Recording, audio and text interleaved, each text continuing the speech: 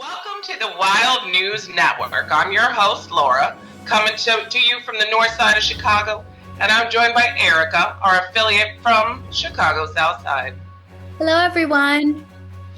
Today we are joined at our Wild News by our Wild News Network affiliate in Hollywood, California, Jason. Welcome, Jason. Thank you for joining us. Hello. So glad to be with you both. Hell yeah. This is the Wild News Network, where it is our mission to shock you by shocking each other with the wildest news of all time. I find the stories, and Erica and our guest affiliates report them to you in real time. Let's begin with our first wild news story. We go to Erica with our first WNN headline. We begin in my hometown of Chicago, Illinois, September 13, 1885, where a morgue keeper and a bartender had a rude awakening when a feller sees a stiff. Oh, what? When a feller sees a stiff, opens his eyes and kinder gaze round on the other stiffs. What the fuck am I reading, Laura? Read it in an accent. It'll be easier. In what accent? Chicago accent. In a Chicago accent? Go for it. In 1885. In 1885, where a morgue keeper and a bartender, so he does the morgue and he bartends in the same place. Jesus. You'll see. You gotta read the story. When a feller sees a stiff, opens his eyes and kinder gaze round on the other stiffs as if it didn't like the accommodations of his here hotel. Tain't so pleasant as it might be, especially after night, when considerate corpse keep quiet, said Tom Miller, keeper of the city morgue. What was the trouble with the corpse that wouldn't keep quiet? He was asked. Well, sir, I don't know. Doctor says it was hysterics, but I thought it was only women who are troubled with that disease. No, he didn't break the monotony by speaking. He just opened his eyes and looked round and a kind of glazed stare and twitched his muscles. In less than 2 minutes, the doctors took him off the marble slab and hustled him into the hospital. Then things resumed their customary quiet about here. I don't want no more sich conduct among the stiffs, you can bet. The corpse had been Chicago bartender William H. Owens of 968 West Lake Street. Owen had fallen a fit at the corner of Wabash Ave and Eldridge Court, where a physician in the crowd pronounced it to be a case of poisoning. The unconscious bartender was rushed by wagon to the county hospital by Officer Tim Madigan. The officer felt the patient's pulse and listened for heartbeats and decided that Owen was dead. So instead of taking him to the hospital, he had the driver drop the body off at the morgue on Wood Street. After the still living Owen awoke in the morgue, he was rushed to the hospital where it became clear that his eyes were open but fixed in their stare and his pulse beats were discernible. The bartender, finally feeling himself again, got up and was discharged from the hospital. He had no recollection of awakening in the morgue, and the hospital staff decided not to tell him. What? What? They didn't tell him? They didn't tell him. They discharged him. This dude was wasted, blackout drunk. Dude, and the cop felt his pulse and was like, he's dead, and just drove him to the morgue. No, Laura, they didn't drive him. They wagoned him. They wagoned him to the morgue. Erica, your accent. Thank you for bringing that story to life. You're welcome. Now we go to Jason for our next WNN headline. We go to February, my birth month, 1969, on Eastern Airlines flight number 7 from Newark to Miami, where passengers thought they were on a candid camera during a real-life hijacking. As armed individuals overtook flight number 7, forcing the pilot to reroute to Cuba, the passengers laughed and joked because candid camera host Alan happened to be on the flight. What's his name? Candid camera who? The host, Alan Funt. Oh, okay. Alan Funt was on the flight. The passengers thought the hijackers were actors and the knife being held to the stewardess's throat was fake. They shouted at Funt and cajoled him about the elaborate joke. Funt, however, was traveling with his wife and kids as well as a small camera crew to film an adult version of the show called What Do You Say to a Naked Lady? Funt repeatedly tried to explain that this was not an episode of Candid Camera and that they were really being hijacked. The passengers refused to believe him and celebrated in relief. Several people asked him to sign their air sickness bags. Some went so as far to applaud the hijackers for their unbreakable character acting. Out of frustration, Funt approached the only person on the plane that he thought he could convince to believe him, a priest. But the priest only disregarded Funt's plea, saying, "The priest wasn't buying. You can't get me, Alan Funt," he said. "Oh, no, you don't." Some claim there's a standing ovation for the hijackers' performances when the plane landed. The passengers only realized they had been actually hijacked when they were all taken into custody by the Cuban military and bused to the resort town of Veradero. Funt said, "For 11 hours we were guests of Mr. Castro. They fed us, guided us, and treated us with courtesy with one exception. If you wanted any information, everybody was suddenly deaf and dumb. There was no telephone, no way to send a wire, no one to talk except Cubans, and they wouldn't say a word." That is fucking wild. Did you guys know this happened? I never knew this happened.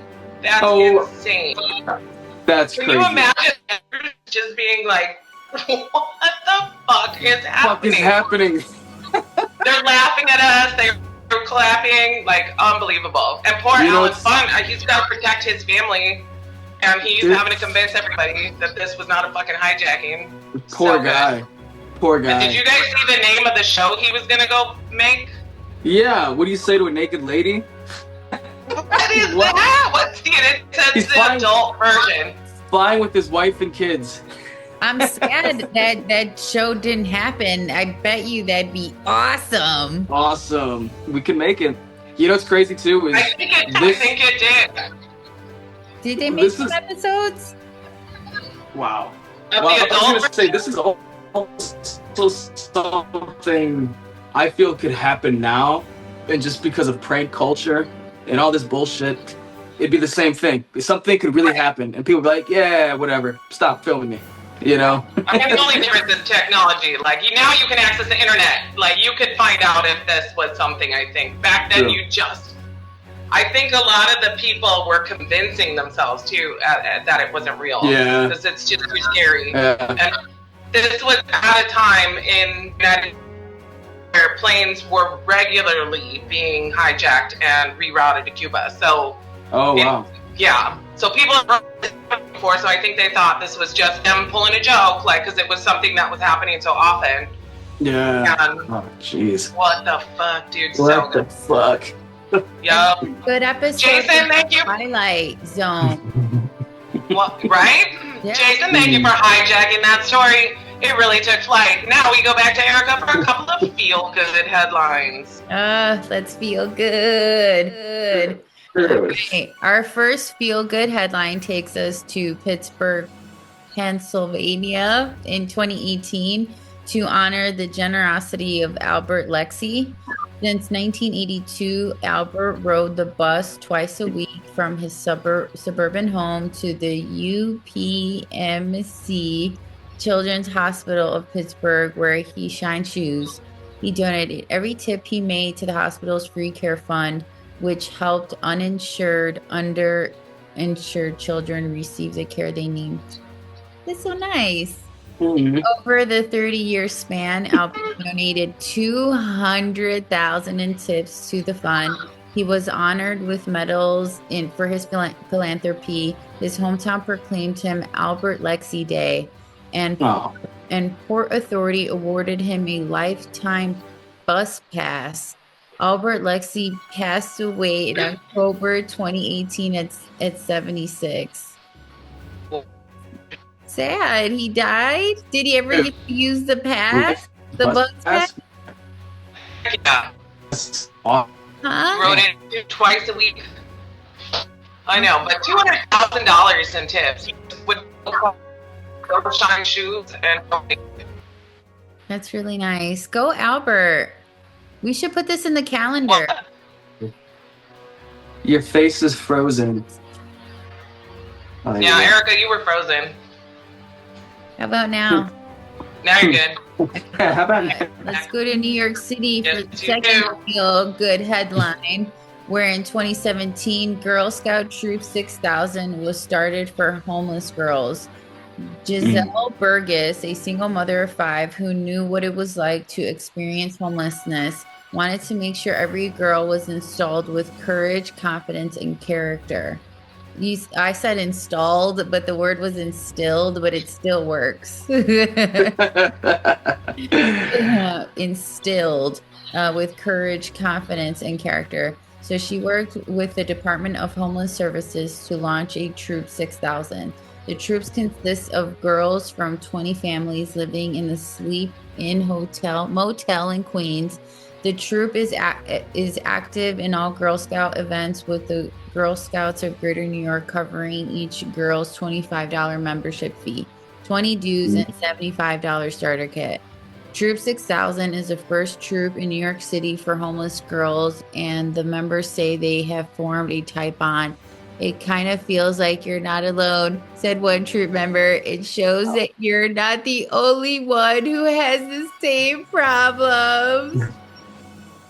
You put that story because I didn't get accepted into the Girl Scouts in what was it, 2nd grade? They didn't let me play. I didn't have to. They didn't let me. They didn't let me play. They were rude. Thank you for that generous reporting. Now we go to the Wild News Network sports headline with Jason. Ooh, sports. I love sports. Let me take you to August 8th, 1977, Chicago, Illinois, where a young boy would learn his fate on a nationally televised Cubs game. Scott Kroll was 12 years old and diagnosed with cancer. On Monday, August 8th, the bedridden boy received a phone call from his favorite baseball player, Cubs star Bobby Mercer. At the end of the conversation, Mercer told Scott he'd try to hit a home run in tonight's game for him. Scott was thrilled and watched in glee as his hero hit his first home run and then a second. After the second home run, Cubs announcer Keith Jackson received a note regarding the call between the Cubs star and the boy. He shared the story with the fans and ended by stating that Scott Kroll is dying of bone cancer. Unfortunately, it was too late when Jackson realized he wasn't supposed to read that part on air, and it was in that moment that Scott realized he was dying.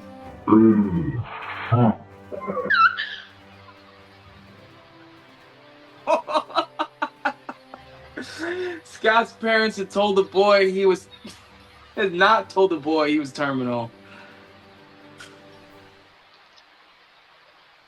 Scott died a few weeks later.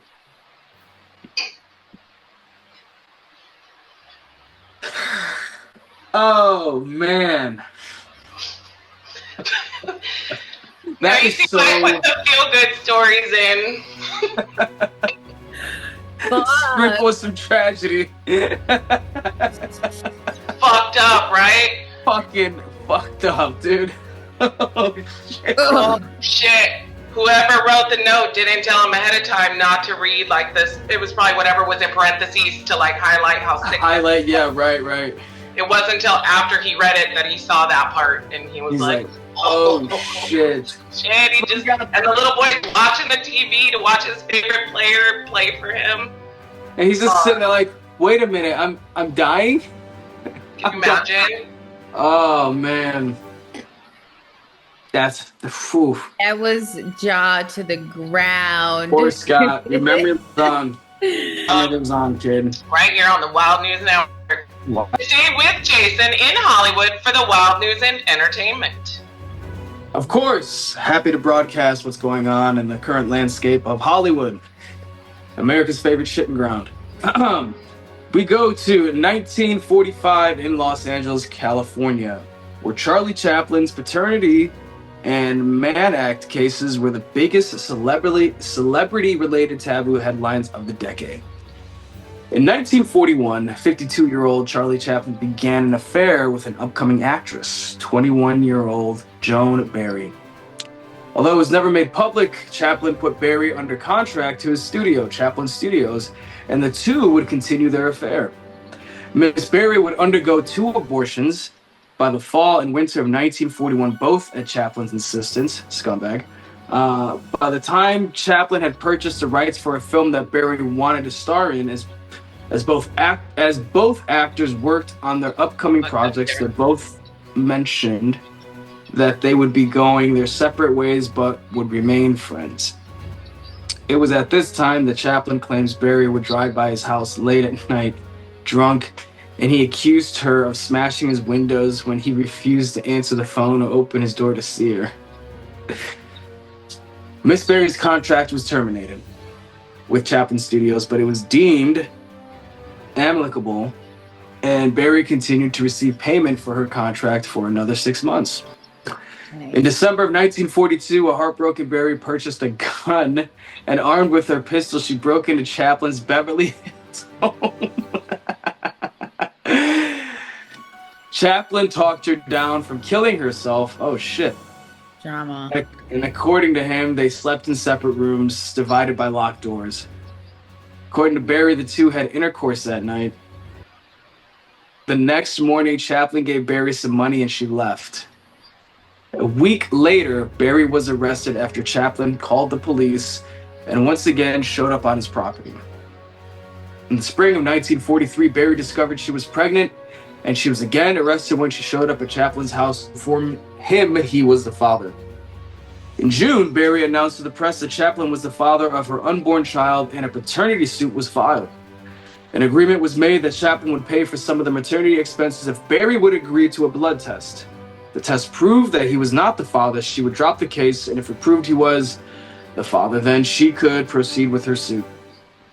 On October 2nd, Carol Ann was born, and blood tests were performed by 3 doctors. All 3 concluded that Chaplin was not the father. I knew it. However, Barry had testified that during their relationship, Chaplin had paid for her train ticket from Los Angeles to New York to visit him, and that while in New York, she had 2 intimate relations, which was a violation of the Mann Act, aka the White Slave Traffic Act, which stated that a person cannot cross state lines to engage in prostitution or immoral behavior. Oh, wow. Okay. The courts filed a new lawsuit against Chaplin for the Mann Act violation, and due to Barry's agreement to forego further suit if the blood test came back negative, the Los Angeles court took guardianship of Carol Ann, and they pursued the paternity suit against Chaplin. Chaplin was found not guilty of the Mann Act, and the case was dropped. His second paternity suit would begin a few months later. Unfortunately for Chaplin, blood tests were inadmissible in California court, and the jury had 11 women and 1 man found Chaplin be Carol Ann's father, who would pay support for her until she was 21 years old. It has been alleged that Chaplin admitted in private conversations that he was intimate with Miss Barry when she broke into his home with the gun, which would be around the time of conception, and that he paid to have the blood test tampered with. According to a friend of Chaplin's second ex-wife, she stated, "There is no doubt that Carol Ann was his child." Following Chaplin's case, fraternity laws would be reformed, and in 1953, blood tests would be admissible in California court. Charlie Chaplin, ladies and gentlemen. Yep. Dude, that's just a wild story. I freaking love it. Thank you for making that story your baby, Jason. We go back to Erica for our final Wild News Network story. All right, let's go to May 11th, 1912, Kansas City, Missouri, where 74-year-old Civil War veteran Samuel O'Deal divorced his wife because she kept 35 cats.